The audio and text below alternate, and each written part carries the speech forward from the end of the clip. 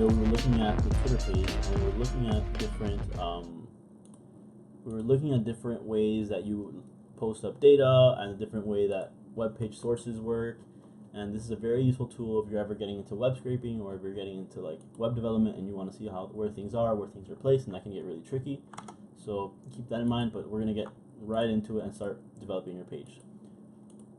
So let's look at the head again, and here we have the character set, which we're gonna be using Unicode text format. That's what it stands for. This is the HTTP equivalent. This is compatible with different websites, different formats. So even Internet Explorer, Edge, that's the only one it's compatible with. And including other Google Chrome or Mozilla Firefox or different sites like that. So we have the script here, which is basically you can import. This is just a boilerplate, so actually we don't have this script, so let's just delete that. We don't know what that is, so we're not really using that. We don't have a style sheet yet, but we're gonna keep this because we're gonna use it. So let's say /, and let's reference our styles. So that's basically gonna be pointing into our style sheet. Let's make a new one. So what I did there is basically, if you look at this is basically just a reference to a style sheet for our site. Reference to a style sheet for our site. A style sheet is basically where all the style for a website lives. And you can just reference it like this. So dot means in the same directory, or actually we need to go up one. So let's go up one. That // means you're gonna go up one directory. So basically you're gonna go up to this file, like this level in the directory, and then go into a folder called styles, and then go into one called main.css, and that should be referenced. And we'll test if that works later. And that's basically the head. You have the title, which is gonna be, we can actually load this up right now. We can run it. Open in the Real Explorer. Open up Cafe, and nothing is there because we haven't done anything yet. However, if you look up way over here, it says page title, and that's good. That's a good sign, because if we look back to our site, we have that it says page title, and that's cool. We can change to what are we gonna call this again? John's Cafe. John's Cafe. Whoopsies. And we go back to our page, reload it. John's Cafe is there. And the beauty about HTML is that you don't really need to have anything else. You can just develop this on any, you don't need to install anything. You can just run this from any text editor. You don't even need to do this. You can do this on a notepad. You can do this on a Word document. It's just a lot easier to develop it here. So that's why I'm pushing it this way. But that's basically the title. So on top of the nav bar, or the website page, you can change the title to have that. All right, moving right along. Let's dive into the body. And so the body is where all the content lives, right? And for example, we have an h1 tag, which is the header. I'm gonna just put these all out so we can just look at what they do. Nav, form, let's say input. All right, cool. So h1 is a header tag, so you can put John's Cafe, and that would probably make sense because it is his cafe. And then we reload it. Here's John's Cafe, and that's the header tag. And then in the P, which is a paragraph, is a little bit slightly smaller in the size. We say serving delicious sandwiches and smoothies. Cool. So basically, you just save your file. You switch to your other window. So you can go back here. Where is this? John's Cafe. You reload it, and then it says serving delicious sandwiches and smoothies. Awesome. And let's say you have a nav bar. So let's say you want to move around on the web page. And here we can do an unordered list. I'll explain what that is now. A list item.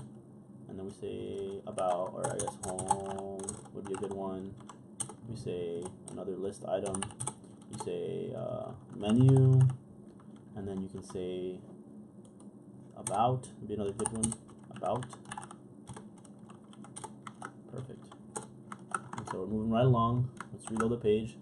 And here's our items, but that looks really bad. So let's change this. Let's keep moving along, and let's put this into a reference tag. Actually, let me just explain what the unordered list is first. So basically, an unordered list, is, as it sounds, would be an unordered list as opposed to an ordered list.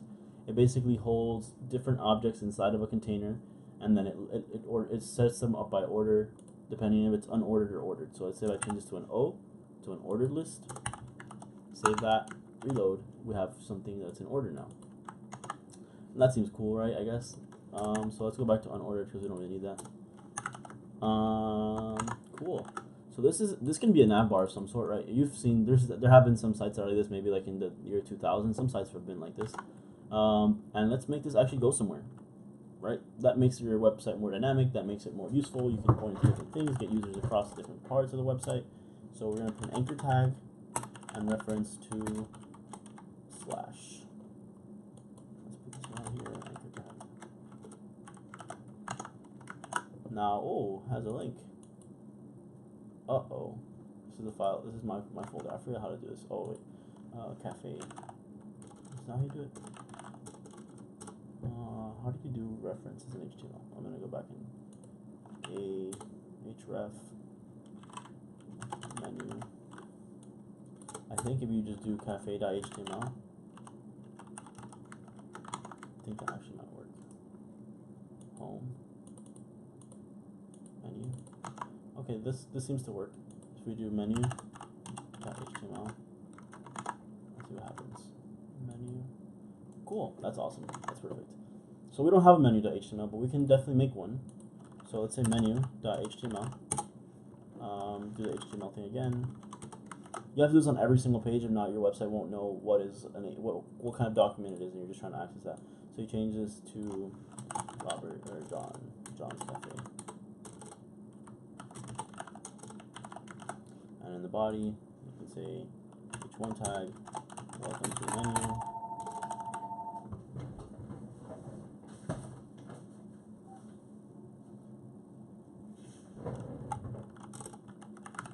Yes, we still have a landline that's very, reminiscent of old times. So here's your home, here's your menu, welcome to the menu. That works.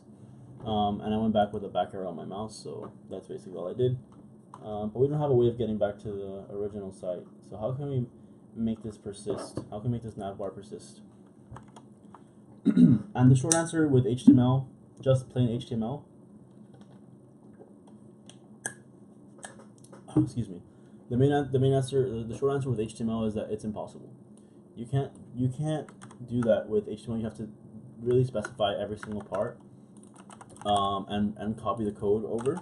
And so a lot of people, and that's why people have come up with alternatives to HTML, and those are all the other frameworks they'll talk about later in the more advanced web development series.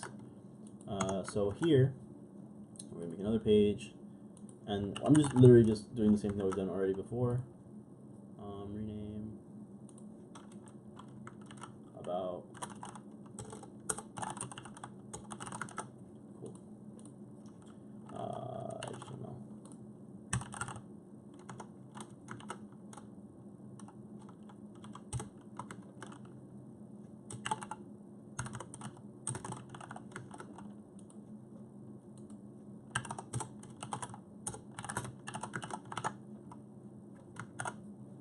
So the about page works now. About us. Oh, there's a problem. This still docs. Cool. Right, here we have a website. We have John's Cafe with the home, the menu, or I guess the menu, oopsies, the menu, and the about. But if you see this being John's website, would you ever go to John's Cafe? Probably not. This website is kind of mediocre, kind of minimalist, I guess.